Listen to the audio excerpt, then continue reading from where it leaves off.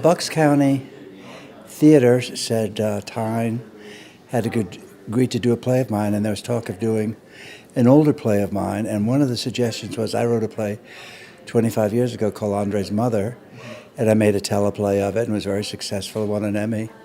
And they said, that would translate to the theater so easily, you could probably knock it off in a day or two.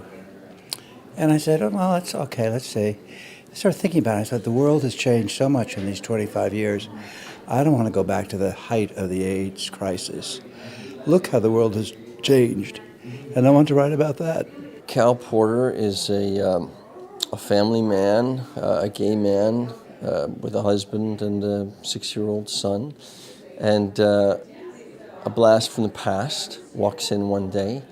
The mother of his lover who died of AIDS 20 years prior.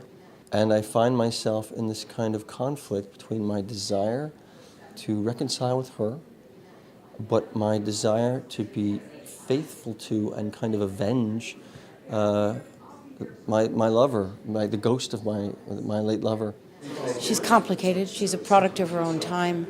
She has a heart like a fist in terms of how she's experienced personal grief. Her grief has closed her down, and she's been holding on to it for a very long time. I love her. He didn't grow up with the same shame and doubt and isolation that I think a lot of gay men in this country grow up with, feeling like they'll be alone. And I find him an incredibly inspiring character to play. He always knew he wanted to be a father. He always knew he wanted to be a husband. And he went after those goals very wholeheartedly at a very young age. I actually don't know many people yet like him. So he's sort of someone I would like to aspire to, someone who grabs opportunity and makes no apologies for who he is. You get the interpreters you need and want, and very often they surpass. They bring even more to it than you thought was possible. And it's thrilling, and that's why getting the right people in the room is a primary requirement of a successful production. Is the right director, producer, set designer, cast. Without that, a new play doesn't have much of a chance. It's a play about change.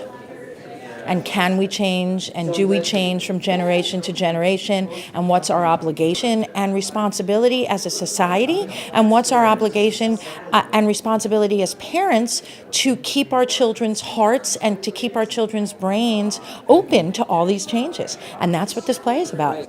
Bobby Steggert has a wonderful speech when he talks about the AIDS crisis and how it's already becoming just a paragraph in a history book. We conveniently forget so we can go forward, but what the theater does from time to time is remind us of where we've come from, what we've come through.